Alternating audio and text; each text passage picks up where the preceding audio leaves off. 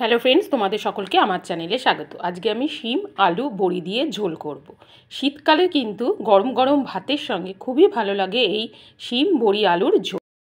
আমি এখানে 9-10টার মতন শিম নিয়েছি, খুব বড় সাইজের নিইনি, মাঝারি সাইজেরই নিয়েছি। তো শিমের দুপাশে সুতোর মতন যে অংশটা থাকে সেগুলো আমরা কেটে বাদ দিয়ে দেবো।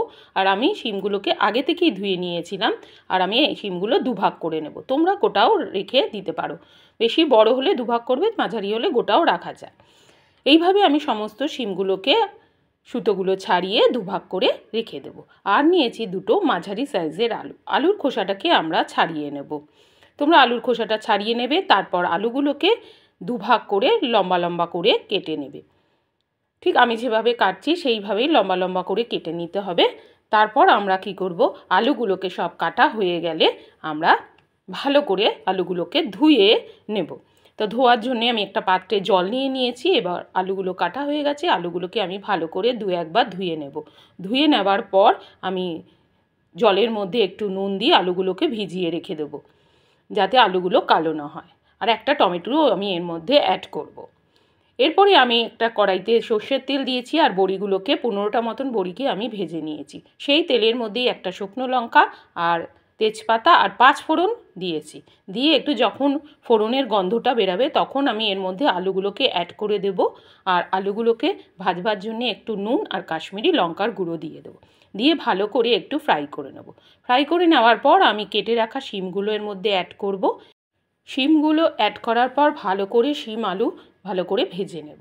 এরপরে আমি একটা পাত্র নিয়েছি, পাত্রের মধ্যে দেবো 1 চামচ হলুদ গুঁড়ো, জিরে গুঁড়ো, ধনে গুঁড়ো, কাশ্মীরি লঙ্কার গুঁড়ো আর অল্প একটু নুন দিয়ে ভালো করে শুকনো মশলাটাকে একটু মিশিয়ে নেব। তারপর অল্প অল্প জল দিয়ে নর্মাল ওয়াটার দিয়ে একটা পেস্ট বানিয়ে রেখে দেবো। তাতে কি হবে, আমাদের তরকারির মধ্যে বাটা মশলার টেস্টটা চলে আসবে। এরপরে আমার আলু এবং শিম ভাজা হয়ে গেছে। ঠিক অল্প একটুই ভেজে নিতে হবে, খুব লাল করে ভাজতে হবে না। এরপরে আমি 1 চামচ আদা বাটা দেবো। আদা বাটা দেবো, দেওয়ার পর আমি একটা বড় সাইজের টমেটোকে দিয়ে দেবো আর একটা কাঁচা লঙ্কা দিয়ে একটু ঢেকে রেখে দেবো 2-1 মিনিট।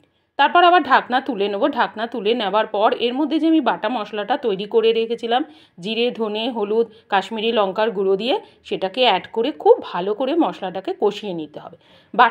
মশলার বাটি ধুয়ে জলটাও এর মধ্যে অ্যাড করে দিলাম। এরপর খুব ভালো করে মশলাটা কষাতে হবে। আর তোমরা নিজেরা স্বাদ অনুযায়ী টেস্ট করে তারপর নুন অ্যাড করবে। আমি এখানে 1/2 চামচ নুন অ্যাড করলাম।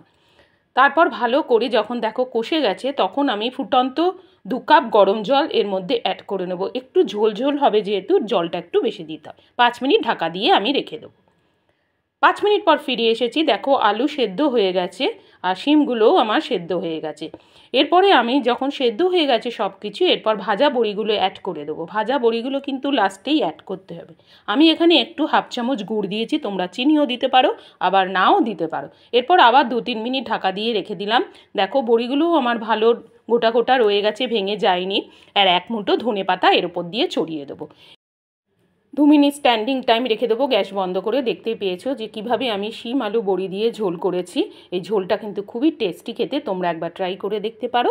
তো বড়িগুলোও আমার খুব নরম হয়ে গেছে, ভেঙে যায়নি একটাও। তো তাহলে তোমাদের যদি আজকের এই শিম আলু বড়ির ঝোলটা ভালো লেগে থাকে, লাইক কমেন্ট শেয়ার করো। আমার চ্যানেলে যারা নতুন বন্ধু আছো, আমার চ্যানেলটাকে সাবস্ক্রাইব করার অনুরোধ রইল। তোমাদের সাথে দেখা হবে আমার নেক্সট কোনো ভিডিওতে। বাই।